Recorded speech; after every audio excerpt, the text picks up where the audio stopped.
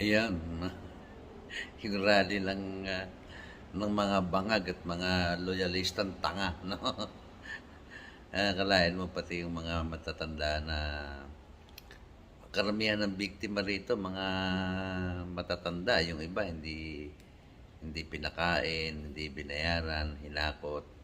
Ganyan kawawalang hiya yung mga maputay ng mga dilawan at mga alipores nito si Bongbong Marcos na bangag yata, no? Hindi ko na maintindihan itong ah, gobyernong ito at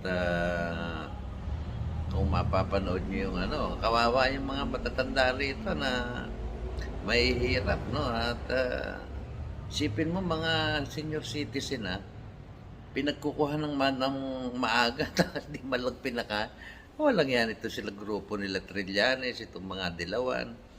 Oo, at hindi nila alam na ito palang mga supporter ni Sara Duterte, hindi sinabi sa kanila na yung kanilang kukunin, na yung kanilang pupuntahan, ay anti-Sara Duterte. Ang problema, hindi sila binayaran, hindi pinakain, dinabuking sila, no? Ganyan kawalang niya yung mga dilawan na yan, no? At ang gusto nilang palabasin kasi dito, sabi nila kasi minority daw yung rally ng yung mga iglesia ni Cristo, no? Minority. At ang sabi ni Trillanes ay 10 million at 41% daw ay gustong i-impeach si Sara Duterte. Anak ng kamoting kahoy, wala nga kayong 10,000 dyan paano sobra pa kayo sa minority.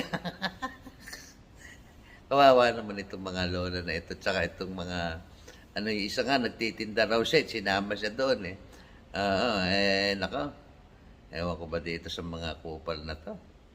At itong presidente naman natin, I will shut down the government. Ang ina mo, Bongbong Marcos, dapat ikaw yata i-shut down dapat ang i-shutdown yata natin itong gobyerno ni Bongbong Marcos Hindi yung gobyerno isa-shutdown mo. Para ka magsa-shutdown ng sarili mong kumpanya. Visit. Ano ba yung anak ng puta. Ito, panoorin nyo itong mga kababayan natin na pinagluloko nitong mga kupal na to. Anak ng kamoting kahoy. Ewan ko sa inyo kung hanggang kailan nyo katitiisin itong mga kupal na to. Ito, panoorin niya. Pero bakit kayo nandito ngayon? Hindi, sa totoo lang sir, hindi ko nga talaga alam. Ito ginamit niyo pa ito supported po ba kayo ng mga Duterte? Pumunta po ba kayo, sumama po ba kayo dahil sa pera, dahil sa 1,000 o dahil po gusto niyo sumuporta kay Sara? Sara Duterte. So pumunta lang po kayo ngayon dahil gusto niyo sumuporta kay Bibi Inday. Opo, Sara. Pero ginamit pa yung yung pangakong bibigyan kayo ng 1,000 pesos.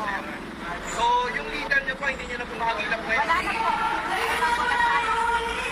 So kung dinala kayo rito sa hindi pwede sasakyan mo pa?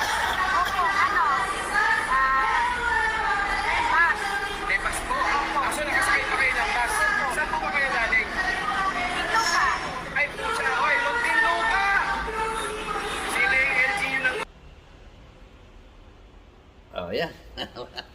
Napakinggan niya si Lola.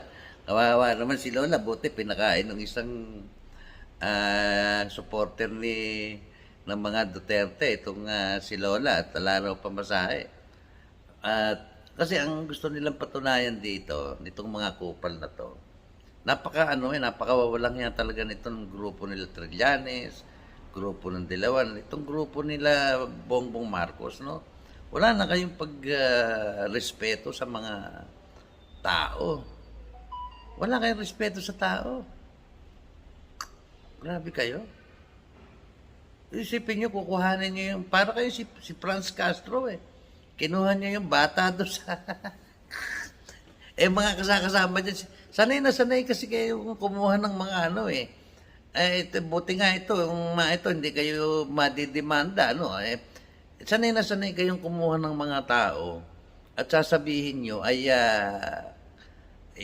ikakampi nyo o ano. Pero, tignan mo yung ginawa ni convicted congresswoman na Franz Castro. Kinuha niya yung mga bata doon at ang sinasabi ay kanila daw inire-rescue, no?